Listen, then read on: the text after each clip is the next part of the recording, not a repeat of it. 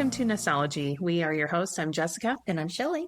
And today we have some Q&A questions again. So yes, love those. Some of these things that aren't full episodes, but we wanted to answer your questions. So the first one is, of course, what's happening in the market? What's happening in the market? Where are the rates going? Is it a buyer-seller market? Should we buy now? Should we sell now? Haven't these been the same questions for like the last 3.5 years? Yeah. And my crystal ball is still broken. No. And my magic 8 ball is too. Well, do you know for me, stop it. You are significantly older than me. Oh my goodness. We don't have to say significantly. I mean, I did have to go with a very large font on your printout today to... Rude. Hey, you started it. Hey, listen, you're about at that age where those readers are going to start coming in handy. We'll borrow some of yours. Okay, fine. Yes. We're going to talk about real estate now. Rates. We're going to talk about real estate now. What's happening with rates? Oh my goodness. Well, oh jeez. Yeah, I know it's not roller coaster. That's all I can really say is it's been a roller coaster in the last 4 months. We were so hopeful. They were coming down. It was looking great. I did have some clients that got to refinance in the 5s. The other people that sat on the fence, they're like, oh, I don't know. Well, they missed the window. Yeah. Right. Then all it was like happened. A 2-week window. Yeah. And then overseas happened. Yeah. Okay. All of that. And then it's screeching halt. Just been a little not so great news for rates. So it's looking like so far the experts are saying the probability of the next 3 Fed meetings that they are probably not going to be lowering rates. Yeah. Now, something could always happen that could spur that on. But right now, that's what they're saying. Yeah. Very small likelihood in the next 3 meetings, which gets us through September. But rates right now, we're not talking about them shooting back up to 7 and 8%. No. They're like staying status, where they are. They're just a little higher than they were. So, but like 6.25%, right? Like 6.5%. I've seen some that anyway. I mean, of course, my disclosures on this. It's everything is dependent upon credit scores, DTI, loan type, down payment, blah blah blah. She is not promising you a rate on this call right now. I know I cannot. But I have seen recent clients that are anywhere from 6.125. to 6.625. So in that range. So everyone call Shelley and say, I heard you promised to get me 5%. Good luck with that. So, unless you buy the rate down. Right. Well, what I'm seeing on my side is that things are starting to pick up. And we had that pickup in February for those 2 weeks that you were talking about. Then it came to a screeching halt. But for the last week, I swear I've been working 12-hour days. I'm showing houses, and as I leave, I'm getting texts that there's offers on these properties and that there's deadlines. We've entered into a few this week, and I have not seen this in a long time, multiple offer situations. I'd love to hear that. Well, I don't, because it's not great for the buyers to push them to make decisions very quick because they haven't been used to it. They're used to being able to spend weeks thinking about it and researching. Now, I'm not saying 20 offers, but very commonly right now, I'm up against 1 or 2 other offers. I just feel like that just means the market is shifting. It is. So you do have to adjust your expectations. Yes. So getting ready to make quick offers, seeing properties quickly again. It's not one of those things that you can twiddle your thumbs for 2 weeks and make 3 visits to the house before you decide if you're going to write an offer. So, but it's good news because we've had houses sitting for months and some for years. So sellers, you finally are going to catch a break. Nice. I mean, I do like it for the buyers. The buyer's market has been really nice. Yeah, it has been for that. And I've prepped so many of these buyers. I'm like, hey, we can negotiate. And now suddenly I'm like, never mind. It's changing. You have to be more aggressive. Do it now. Yeah. Yes. No, that's true.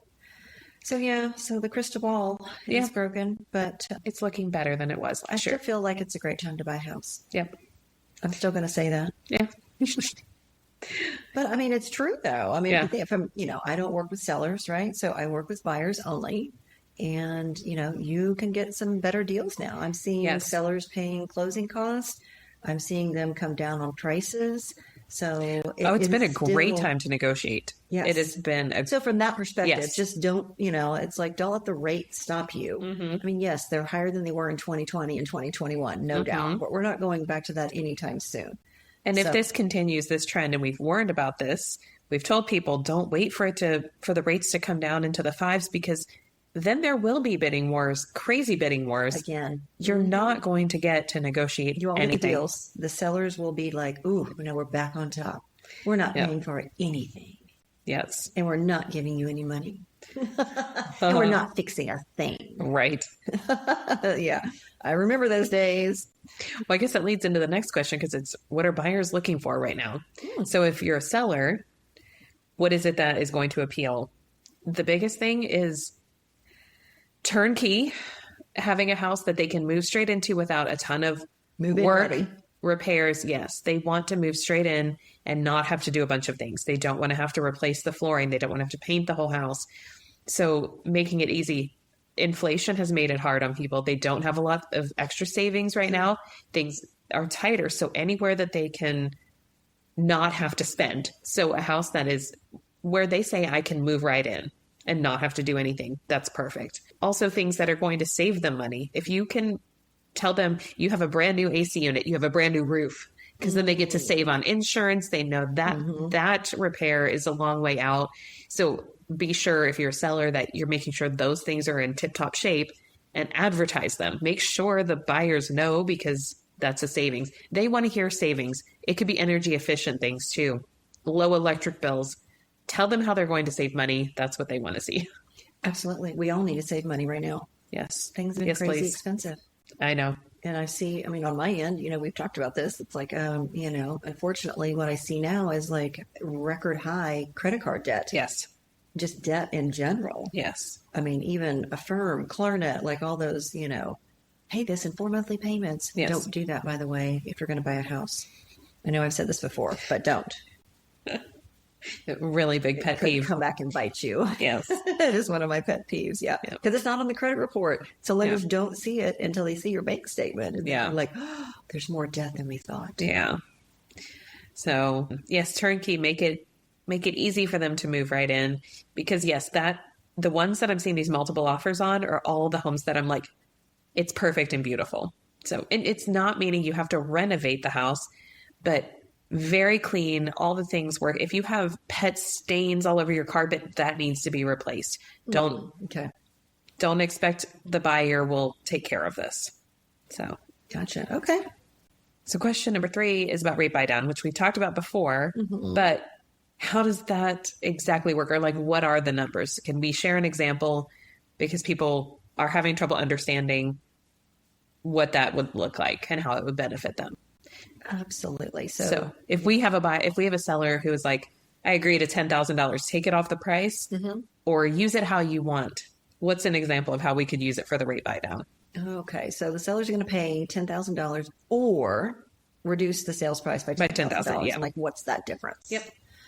Okay, so you actually have a couple of choices with regards to a rate buy down. So we have 2 different types. We have what's called a permanent rate buy down, which is exactly like it sounds. Yeah. You are paying money to buy the rate down permanently for the life of your loan right off the bat. Yeah. Okay. So when you think about monthly savings on that, you've got to think about 2 different things, because most people just think about what's the monthly payment. Yes. Okay. Which normal, that's what we all do. But there's more than that. Okay. So for example, if we had I guess I'll just use sales price $500,000. Yeah. And they are going to be reducing the sales price by $10,000. That principal and interest would be at today's interest rates. Okay. But this is today. Don't quote me on these rates. It's a comparison. So I'm going to use some example rates today. But let's say the rate today is 6.125 for this particular client. I'm sorry, they're going to reduce the price to $490. The difference in that principal and interest payment is about $60 a month. Okay. Lower. Yeah. Okay. But if we were to consider doing a permanent rate buy down that cost about the $10,000, in today's rate market, it would buy it down to 5.625 for that $10,000. And the savings is about $35 a month, which doesn't sound like a lot. But the other side of things that people don't consider is the amount of interest you're paying on the loan, which we call the finance charge. Yeah. So the difference in the finance charge from 6.125 to the 5.625 is about the cost of a car. It's $34,000. Yeah. So that's yeah. When you said that, that's what I said. I said you can buy a car with that. Yes. So I mean, it's a lot of money. Yeah. And so yeah, you go, oh, $35. That's not much. That's I don't know, a few Starbucks, right? But but over the life of the loan with a lower interest rate, you're going to be saving $34,000. Yeah. So you have to consider the finance charge difference as well. Yes. So if, there's another option that we can look at, and this is kind of what I've done with some clients, because it depends on how much money that they're getting from the seller. So not in all cases can we get $10,000. Yes. Sometimes they might get 5 and they're like, okay, what can we do with this? Now, obviously you can always use the 10 or the 5 towards closing cost. Just save that money. Yeah. To just save the money you are saving on your closing cost, and, you go on your merry way. But everybody's focused on rates right now. What can we do? And if they have the monthly payment, they're trying to get that payment to an affordable place. Exactly. So, for example, with what we call a temporary rate buy down, there's several of these. So I don't want to, blow your minds with all the different ones we have. But 2 of the most popular short-term ones are going to be a 1-0 rate buy down or a 2-1 buy down. Yeah. Okay. And so what that means is if it's a 1-0, that means you're buying it down for the first year 1% lower than the current market rate. And then a 2-1 buy down, you are buying it down for 2% below the current market rate in year 1, and then 1% in year 2, and then year 3, you go to whatever that original rate was, which today we're talking about 6.125. So if I were to price out today a 2-1 buy down, the cost of that is about $6,600. Okay. So we could use part of it for the rate buy down. The rest of those seller monies would go to pay for the closing cost. Some closing costs, not all of them. Sorry. Yes. Closing costs are more than $4,000 these days. So with the rate buy down, you would be buying the rate down to 4.125 in year 1. Yes. And that actually saves you $369 a month in year 1. Year 2, you're buying it down to the 5.125, and then you're saving about $189 a month in that second year. And then by year 3, we're hopeful that rates will drop to a level you can refinance to a permanent, lower rate, by year 3. But if that's the case, then you're going to go to the 6.125, which is where it started at. Yeah. So does that make sense? Yeah. So you've got permanent rate buy downs, and then you've got temporary rate buy downs.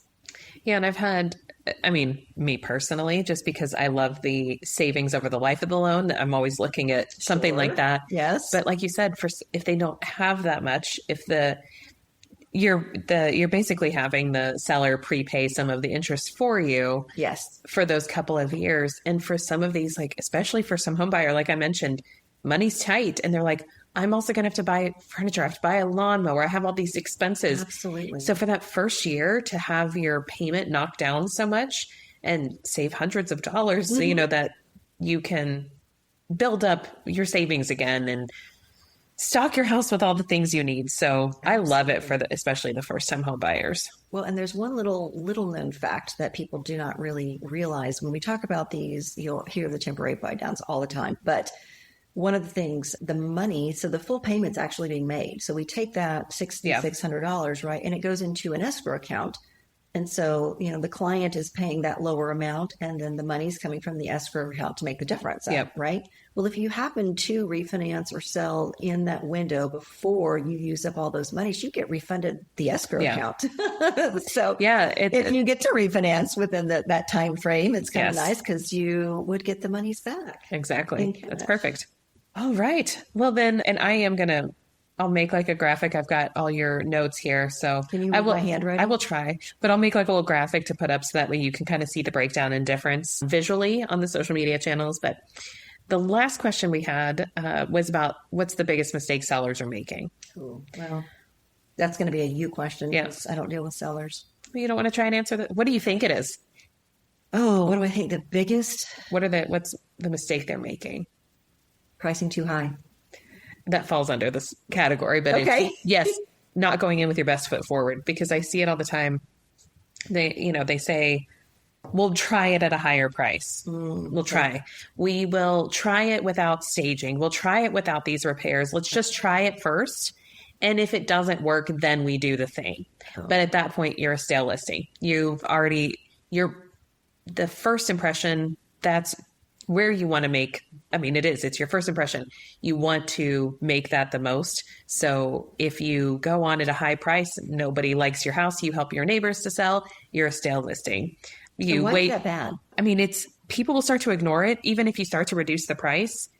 Do they start thinking like, what's wrong with this house and why is it sitting? That's part of it. So then people will think, oh, there's something wrong. Everyone wants to feel like this is a house that everybody loves, and there's competition for it. Like everyone's fighting over it, and they're like, this is an amazing house. If there's one that's sitting, then they start to wonder, well, why is nobody fighting over this one? Because there's multiple offers on the other houses. But they also have already ignored it. So like a house in MLS, I have a client who's given a thumbs down to 40 houses, which means it takes it out of her search because she nixed it because she didn't like the way the house looked or it was priced too high. Then if they do price reduce or they change some of the pictures, then they show that they painted the house, they've made some changes. She has no idea because she's already ruled that house out. And sometimes, even if they do see it after the price reduction, they see the exterior, they're like, I've already seen this listing before, and move on. They're looking for the next new thing. They've already made their mind up that they're not going to look at that house. So, okay. And the agents will see too.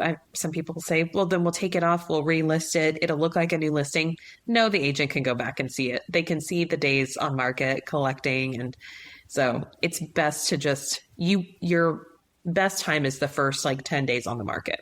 So You want to do it all first. So stage first, make it the best pictures first. Do it right first. Yeah. I've had people ask, they're like, well, can you just do temporary photos and then we'll get the real pictures done next week? No, that's the first thing that they see. And they're going to think it looks ugly because they're dark and weird cell phone pictures. So do it right the first time. And you always do. I try. Ultimately, my client's decision. But yes, they, especially overpricing, though, that is the biggest mistake because what you do there, you just help your neighbors to sell.